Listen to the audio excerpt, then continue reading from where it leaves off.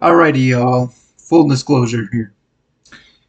I've been struggling to make this video for the last few days now, and I just can't seem to get through it. And I think it's because I just don't want to talk about Hellraiser or relive my experience with it in any real capacity, because I thoroughly dislike this entire franchise. Um, The first movie is the only one that I've seen multiple times now, and when I first watched it, I absolutely hated it. I just didn't understand it at all, and it just went over my head. Really wasn't my type of thing whatsoever. So you might be asking yourself, why then, if I hate it that much, is it part of my collection? Well, first of all, it's because I am aware that regardless of how I may think or feel about it, Hellraiser is considered a classic. So too is Pinhead, revered as a horror icon by many. Um, and I am extremely obsessive compulsive when it comes to that kind of stuff, if not maybe a little masochistic. So why then would I feel the need to turn the camera on and try to rank it? Mainly because I would hate for the 3 to 4 days that it took my cousin and I to marathon this thing, that we are very obviously never going to get back, to go completely to waste. Um, you know, I think it goes without saying that I don't want this video to go on any longer than it has to. I don't want to be here talking about Hellraiser any longer than I have to. So what I'm going to do is just hit you all with a brief um, justification as to why I placed the entries where I did. And we're just going to whip through, or try to whip through this list as quick as humanly possible. So starting us off, we have last and most deservedly least, Hellraiser Deader. Now, I'd like to think that I had a fairly decent grasp on everything going on in this movie. But the one thing that I can admit that I didn't really understand was the whole antagonist's supernatural ability to resurrect the dead. I remember the movie being pretty casual with a lot of those details, not really going too far out of its way to explain in any sort of depth how he came about them or why he specifically has them. All it pretty much gives us is that, we've received reports that there's this cult out there led by a guy who has the ability to so-called raise the dead. Go out there and see if there's any merit to the claims. Go out there and see what you can dig up. And so, yeah, if there's anybody out there that has any sort of insight to the questions that I have, whether it be from theories or facts that I wasn't able to dig up on the internet, feel free to share, because I'd really like to understand.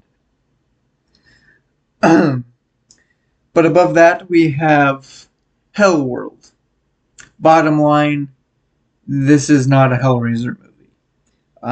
Which is to say that it was not originally created to be one.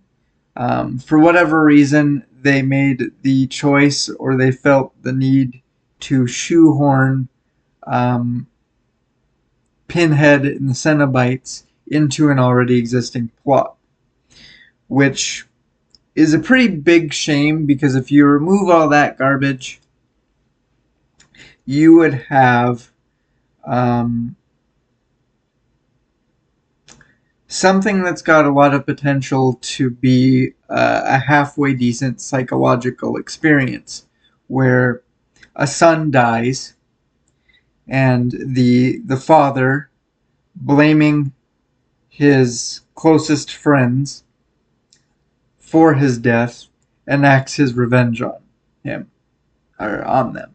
But as a Hellraiser movie, I think it sucks and blows for that matter, and is very lazy in a lot of different aspects.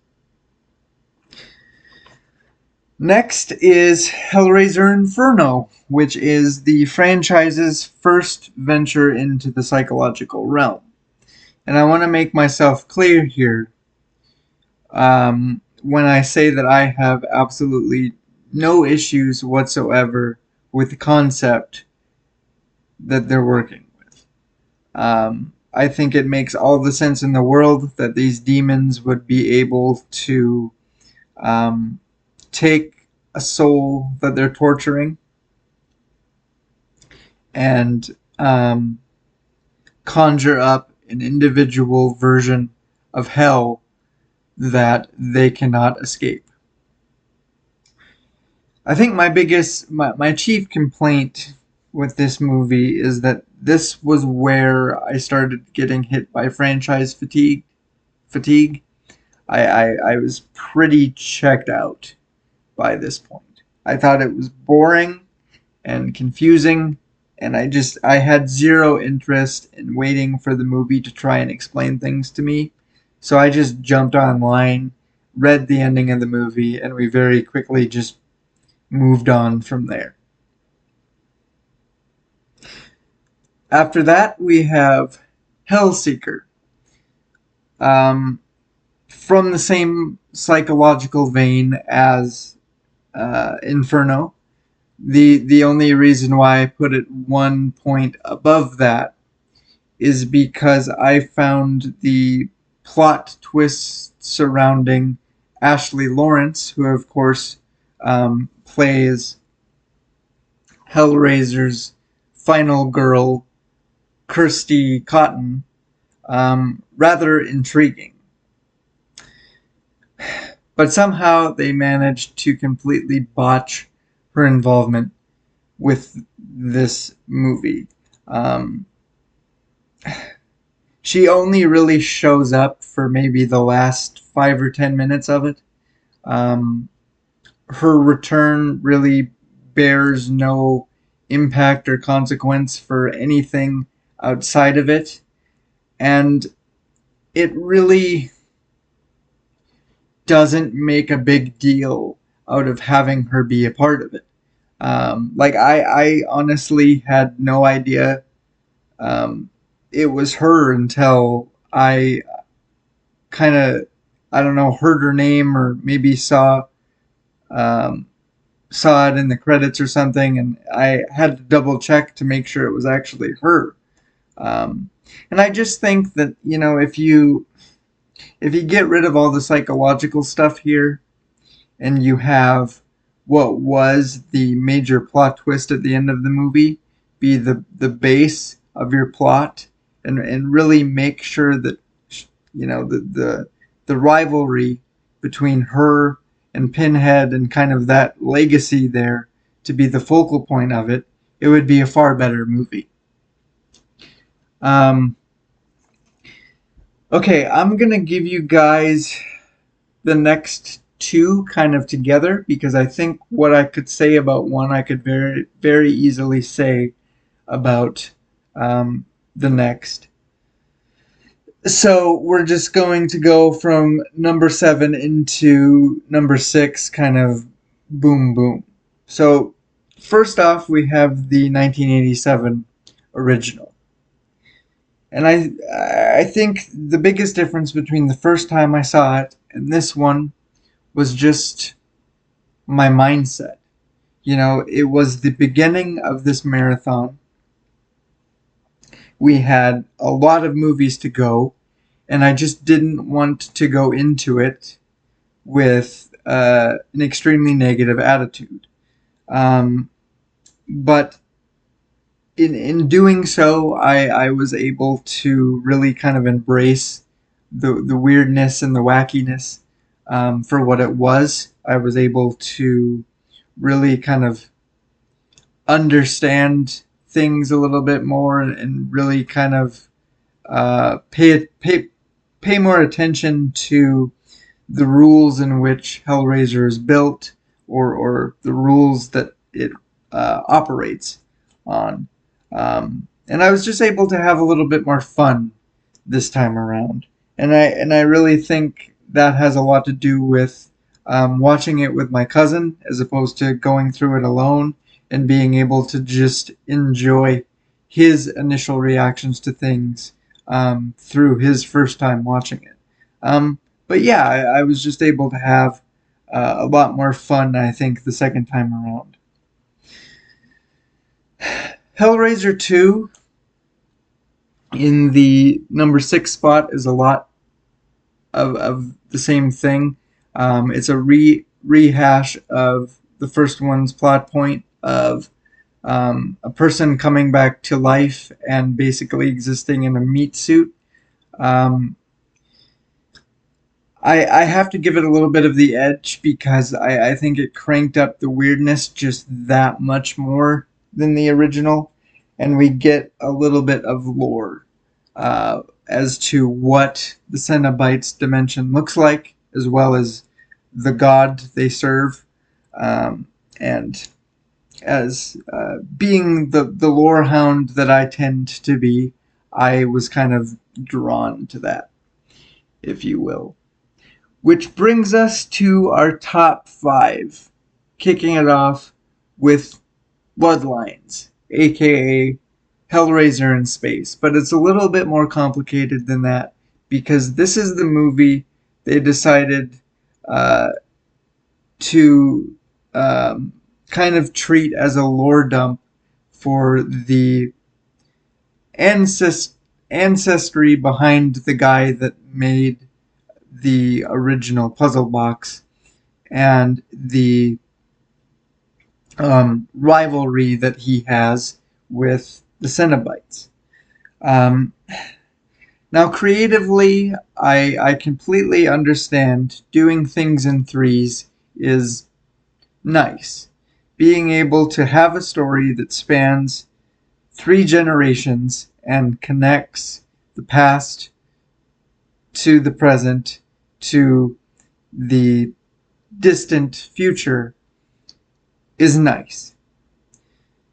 But I don't find the need to go into space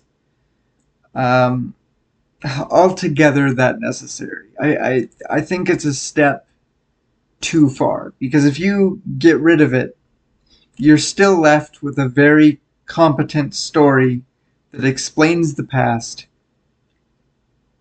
and sets up the present. And I think, this movie would absolutely be fine without going into the distant future, without going into space. And yeah, I don't think it's necessary.